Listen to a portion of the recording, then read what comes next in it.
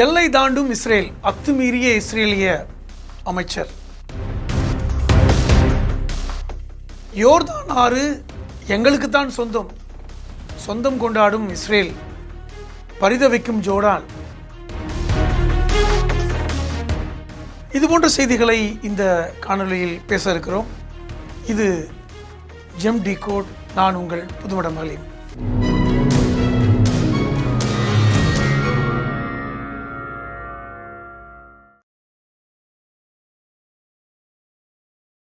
தற்போது இஸ்ரேலில் நடக்கின்ற யுத்தம் என்பது அடுத்த கட்டத்தை நோக்கி நகர்ந்து விட்டதாக தெரிகிறது. ஈரான் அமெரிக்கா யுத்தம் என்று ஒரு பக்கம் இருந்தாலும், Israel Lebanon, Israel Syria, Israel துருக்கி என்று யுத்தம் விரிவடைந்திருக்கிறது.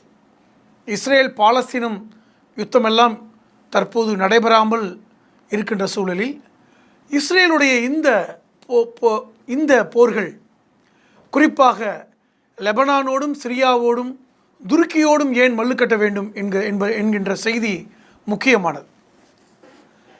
இஸ்ரேலுடைய அமைச்சர் இஸ்ரவேல் காட்ஸ் நேற்று சிரியாவுடைய எல்லைக்குள் சென்று எந்த விதமான விசா எடுக்காமல், அனுமதி பெறாமல், சிரியாவுடைய அரசாங்கத்திடம் சொல்லாமல், சிரியாவுடைய எல்லைக்குள் அத்துமீறி, இல்லீகல் இமிகிரண்டாக அத்துமீறி சென்று சர்வதேச மீடியாவில் பேசியது இன்றைக்கி பேசும் பொருளாக மாறியிருக்கிறது.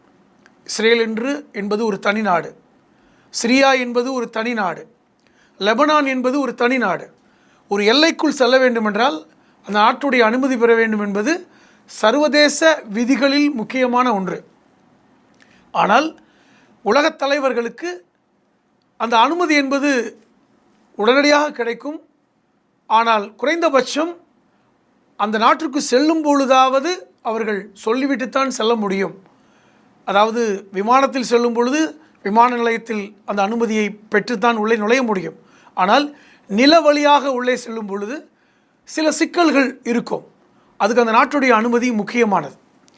இப்போ இஸ்ரேலும் சிரியாவும் லெபனானும் எல்லையை பகிர்ந்து கொண்டிருக்கின்ற பகுதி, அதற்கு பெயர் பஃபர் சோன் என்று சொல்வார்கள். இந்த பஃபர் சோன் குறிப்பாக பல்வேறு பகுதிகளை இஸ்ரேல் பிடித்து வைத்திருக்கிறது. 1974ஆம் ஆண்டு சிரியாவும் இஸ்ரேலும் ஒரு ஒப்பந்தம் செய்தார்கள். இந்த ஒப்பந்தத்தின் அடிப்படையில் இந்த பிடித்து வைத்த பகுதிகளை சிரியாவை விட்டு இஸ்ரேல் அரசாங்கம், இஸ்ரேல் இராணுவம் விலக்கி கொண்டது. ஆனாலும் சில இடங்கள், இப்போ சிரியாவுடைய கோலன் ஹைட்ஸ் என்று சொல்லக்கூடிய பகுதிகளை தவிர மற்ற பகுதிகளை இஸ்ரேல் இராணுவம் விட்டு விலகி கொண்டது. அந்த பகுதிக்கு பெயர் மவுண்ட் ஹெர்மன் என்று சொல்வார்கள். அது ஒரு மலைப்பகுதி. இந்த மலைப்பகுதி தான் லெபனானுடைய எல்லையாக இருக்கிறது. இந்த மலைப்பகுதி தான் சிரியாவுடைய எல்லையாக இருக்கிறது, இஸ்ரேலுடைய எல்லையாக இருக்கிறது. இது உயரமான ஒரு மலைப்பகுதி. இதற்கு பெயர் மவுண்ட் ஹெர்மன். இன்னும் சொல்லப்போனால் இந்த மவுண்ட் ஹெர்மனுக்கு தெற்கு பக்கம்தான் கோலன் ஹைட்ஸ் இருக்கிறது. இந்த கோலன் ஹைட்ஸ் சிரியாவுடைய ஒரு பகுதி என்றாலும் இந்த கோலன் ஹைட்ஸை தற்போது கையகப்படுத்தி ஆக்கிரமித்திருப்பது இஸ்ரேல். இதை ஏற்கனவே இஸ்ரேல் இந்த பகுதியை நாங்கள் விடமாட்டோம் என்று சொல்கின்ற நிலையில் சிரியா தற்போது ஆட்சி மாற்றம் ஏற்பட்ட நிலையில் எங்களுக்கு கோலன் ஹைட்ஸை மீண்டும் இஸ்ரேல் கொடுத்து விட வேண்டும், அது எங்களுடைய நாட்டின் ஒரு பகுதி என்று சிரியாவுடைய அதிபர் அகமது அல் ஷரா சமீபத்தில் கோரிக்கை வைத்ததை நான் நினைவுகூர விரும்புகிறேன். இன்னொன்று, இந்த ஹெர்மன் மலைப்பகுதியிலிருந்து தான் யோர்தான் ஆறு என்று சொல்லக்கூடிய ஒரு மிகப்பெரிய ஆறு இஸ்ரேலுக்குள்ளும் ஜோர்டானுக்குள்ளும் ஓடி வருகின்ற காட்சியை நாம் பார்க்க முடியும். நாம் எப்படி கர்நாடகாவிலிருந்து தமிழ்நாட்டுக்கு காவிரி வருகிறதோ அதுபோன்று இந்த ஹெர்மன் மலை உச்சியிலிருந்து தான் இந்த ஆறு இஸ்ரேலுக்கும் ஜோர்டானையும் பிரிக்கின்ற பகுதியை உடையதாக இருக்கிறது. இந்த ஜோர்தான் ஆறு, அதை யோர்தான் ரிவர் என்பார்கள். இந்த யோர்தான் ஆறு தான் ஜோர்டான் நாட்டையும் இஸ்ரேல் நாட்டையும் பிரிக்கின்ற ஒரு எல்லையாக இருக்கிறது. இந்த ஜோர்தான் ரிவர் இனிமேல் முழுவதுமாக எங்களுக்கு சொந்தம் என்று இஸ்ரேல் அரசாங்கம் அறிவித்திருக்கிறார்கள். இதுவும் ஒரு உலக சர்வதேச விதியை மீறிய ஒரு செயலாக பார்க்கப்படுகிறது. காரணம், ஏற்கனவே 1994ஆம் ஆண்டு ஜோர்டனுக்கும் இஸ்ரேலுக்கும் ஒப்பந்தம் நடந்தது. ஜோர்டன் நாட்டிற்கும் இஸ்ரேல் நாட்டுக்கும் ஒப்பந்தம் நடைபெற்றது. அதன் அடிப்படையில் இந்த யோர்தான் ஆற்றை சரிசமமாக இஸ்ரேலும் ஜோர்டானும் பிரித்து கொள்ள வேண்டும் என்று ஒப்பந்தம் செய்தார்கள். இது முக்கியமாக இந்த ஒப்பந்தமே தண்ணீர் ஒப்பந்தம்தான். தண்ணீருக்காக ஒப்பந்தம் செய்த 2 நாடுகள் என்று சொன்னால் ஜோர்டனும் இஸ்ரேலும். ஆனால் இனிமேல் நாங்கள் இந்த ஜோர்டன் ரிவர் இனிமேல் இஸ்ரேலுக்குத்தான் முழுமையாக சொந்தம் என்கிற அறிவிப்பு ஜோர்டன் அரசுக்கு பெரிய அதிர்ச்சியை ஏற்படுத்தியிருக்கிறது. இன்னொன்று, இந்த மவுண்ட் ஹெர்மன் முழுவதும் இனிமேல் இஸ்ரேலுக்குத்தான் சொந்தம் என்று இஸ்ரவேல் காட்ஸ் அங்கிருந்து பேட்டி கொடுக்கிறார். இதுவுமே ஒரு அதிர்ச்சியான ஒரு விஷயம்தான். இப்போ நீங்கள் இந்த மவுண்ட் ஹெர்மனுடைய உச்சியிலிருந்து பார்த்தால் நீங்கள் சிரியாவுடைய தலைநகரம் டமாஸ்கஸை பார்க்க முடியும். அதே போன்று லெபனானின் பல பகுதியை கண்காணிக்க முடியும். அப்போ இந்த மலை உச்சியில் இஸ்ரேல் தங்களுடைய இராணுவத்தை குவிக்க நினைக்கிறது. இதன் மூலமாக சிரியாவையும் இஸ்ரேலையும் கட்டுப்படுத்த முடியும் என்கிற ஒரு பார்வை பார்க்கப்படுகிறது. அதற்காகத்தான் இந்த இஸ்ரேல் காட்ஸ் சிரியாவுடைய எல்லைக்குள் எந்த அனுமதி இல்லாமல் அத்துமீறி சென்றதை பார்க்க முடியாது. இது ஒரு சர்வதேச விதிக்கு எதிரானது. இஸ்ரேல் பொதுவாக எந்த சர்வதேச விதிகளையும் மதிப்பதில்லை என்றாலும் இது ஒரு உச்சபட்சமாக கருதப்படுகிறது என்பதை நம்ம பார்க்க முடியும். இன்னொன்று, இந்த மவுண்ட் ஹெர்மன் மத ரீதியாகவும் முக்கியமானது. எப்படி? இந்த மவுண்ட் ஹெர்மனில் தான் ஜீசஸ் தன்னுடைய சீடர்களுக்கு உபதேசம் செய்தார் என்று விவிலியம் சொல்கிறது. இதற்கு ஆதாரமாக பல்வேறு செய்திகளை இந்த விவிலியம் வெளிப்படுத்துவதையும் நாம் பார்க்க முடியும். காரணம், இந்த மலைக்குன்றின் மேல்தான் இயேசு சீடர்களுக்கு தன்னை வெளிப்படுத்தினார் என்று பாகல் ஹெர்மன் என்கிற அந்த விவிலியத்துடைய பக்கத்தில் சொல்லப்படுவதாக கூறப்படுகிறது. ஆக அது மத ரீதியாகவும் முக்கியமான இந்த மலைத்தொடரில் இனிமேல் முழுவதுமாக இது இஸ்ரேலுக்குத்தான் சொந்தம் என்று இஸ்ரேல் சொன்னதன் மூலமாக மிகப்பெரிய அளவில் ஒரு சர்ச்சையை, ஒரு புதிய பிரச்சனையை இஸ்ரேல் கொளுத்தி போட்டிருக்கிறது என்றால் அது மிகையல்ல. இன்னொன்று, சிரியாவுக்கு அருகே துருக்கிக்கும் சிரியாவுக்கும் இடையில் இருக்கின்ற நகரமான இத்லிப் நகரத்தில் இந்த அபு அல் துஹீர் என்கிற ஒரு சிறிய நகரத்தில் தான் துருக்கி தன்னுடைய தளவாடங்களை குவிக்கிறது என்கிற குற்றச்சாட்டை சமீபத்தில் இஸ்ரேல் சொன்னது. இஸ்ரேலுடைய பிரதமர் பெஞ்சமின் நெதன்யாகு மீண்டும் மீண்டும் அதை சொன்னார். இந்த அபு அல் துஹீர் சிரியாவுக்கு சொந்தமான ஒரு பகுதி, ஆனால் துருக்கி தன்னுடைய விமானங்களை இராணுவ தளவாடங்களையும் குவிக்கிறது என்று சொன்னார். ஆகவே தான் இந்த இஸ்ரேல் காட்ஸுடைய இந்த செயலை நீங்கள் பொருத்தி பார்க்க வேண்டும். எப்படி துருக்கி சிரியாவிற்குள் அத்துமீறி நுழைந்து இராணுவத்தை குவிக்கிறதோ அதுபோன்று நாங்கள் இந்த ஹெர்மன் பகுதியில், அதாவது பஃபர் ஜோன் என்று சொல்லக்கூடிய இந்த இஸ்ரேலுடைய மவுண்ட் ஹெர்மன் பகுதியில் இனிமேல் இஸ்ரேல் இராணுவத்தை குவிக்கும், இஸ்ரேலுடைய இராணுவ தளவாடங்கள் குவிக்கப்படும் என்று இஸ்ரேல் காட் சொல்கிறார். இதன் மூலமாக சிரியாவுடைய இறையாண்மை மீறப்படுகிறது.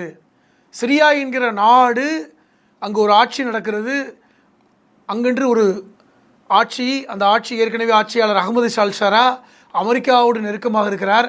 சமீபத்தில் தான் சிரியாவை அதாவது தீவிரவாதிகளுடைய நாடு என்ற பட்டியலிலிருந்து அமெரிக்கா நீக்கியதை நம்ம பார்க்க முடியும். இது ஒரு முக்கியமான ஒரு விடயம்.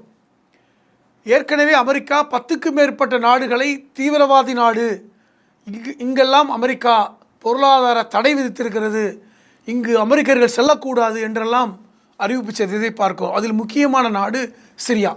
காரணம், கடந்த 30 ஆண்டுகளுக்கு மேலாக சிரியாவோடு எந்த அளவுக்கும் எதிராக இருக்கிறது என்றால், சிரியா ஒரு தீவிரவாத நாடு என்று அமெரிக்கா அறிவிப்பு செய்த சூழ்நிலை பார்க்கிறோம். அது இன்று நீக்கப்பட்டிருக்கிறது. சிரியா அமெரிக்காவோடு நெருக்கமான நட்பு நாடு என்று ட்ரம்ப் அறிவித்ததை பார்க்கிறோம். சமீபத்தில் கூட கத்தரில் வைத்து அமெரிக்க ஜனாதிபதி ட்ரம்பும் சிரியாவுடைய ஜனாதிபதி அகமது அல் ஷராவும் சந்தித்து கைகுலுக்கியதை பார்க்குறோம். அது மட்டுமல்லாமல் அகமது அல் ஷரா துருக்கியுடைய அதிபர் எர்டோகனோடு நெருக்கமாக இருக்கின்ற அந்த காட்சிகளை பார்க்க முடிகிறது.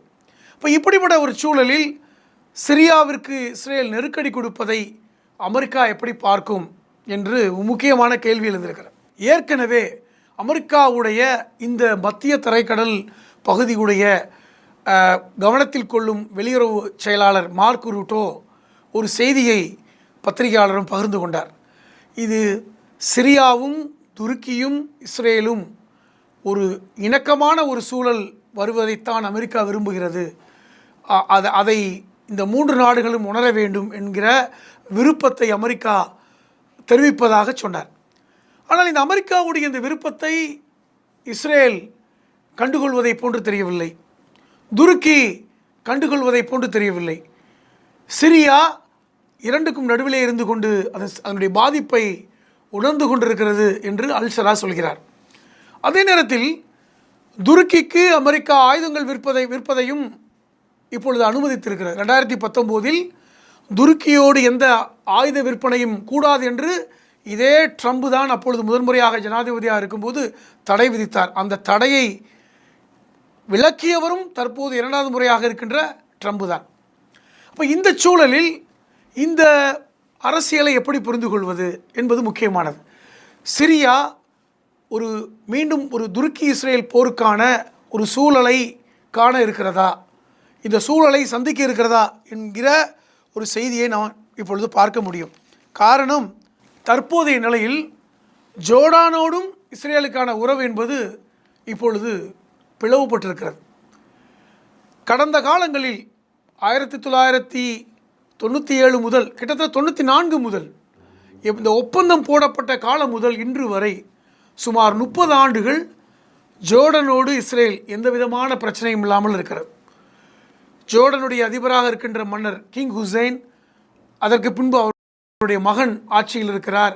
இவர்களோடு நேசமாக இருக்கின்ற இஸ்ரேல் தற்போது ஏன் இந்த யோர்தான் ஆறு விவகாரத்தில் முரண்பட வேண்டும் அல்லது முரண்பட வேண்டும் என்கிற கேள்வி முக்கியமானது. காரணம், இன்றைக்கி இஸ்ரேலில் இருக்கின்ற ஜெருசலத்தை காக்கின்ற வீரர்களாக ஜோர்டன் இராணுவம் இருக்கிறது. காரணம், பாலஸ்தீனம் இஸ்ரேல் பிரிக்கப்பட்ட போது இந்த ஜெருசலம் ஜோர்டனுடைய கட்டுப்பாட்டில் இருக்க வேண்டும் என்கிற ஒரு சரத்து சேர்க்கப்பட்டது.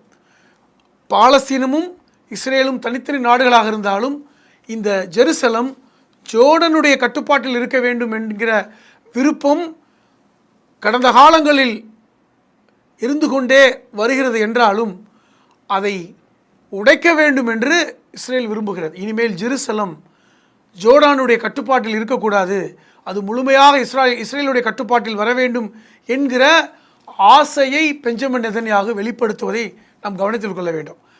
அப்போ ஜோர்டன் இதற்கு தடையாக இருந்தால் அதற்கான துருப்புச்சீட்டாக இந்த யோர்தான் ஆற்றை பயன்படுத்துகிறதோ என்று இன்றைக்கி உலக அரசியல் பகுப்பாளர்கள் பேசுவதை நாம் மறுக்க முடியவதில்லை. காரணம், இந்த யோர்தான் ஆற்றிலிருந்து ஒவ்வொரு ஆண்டும் இந்த தண்ணீரை நம்பித்தான் ஜோர்டன் இருக்கிறது. யோர்தான் ஆற்றிலிருந்து தண்ணீர் வரவில்லை என்றால் அங்கு குடிநீர் பெரிய பிரச்சனை. தற்போது கடல் நீர் சுத்தப்படுத்தி அந்த குடிநீருக்கான அந்த முயற்சிகளை ஜோர்டன் அரசாங்கம் விரைவாக செய்து கொண்டிருக்கிறது என்றாலும் கூட யோர்தான் ஆற்றின் கரையோரத்தில் இருக்கின்ற நகரங்கள் யோர்தான் ஆற்றை நம்பித்தான் இருக்கின்றன.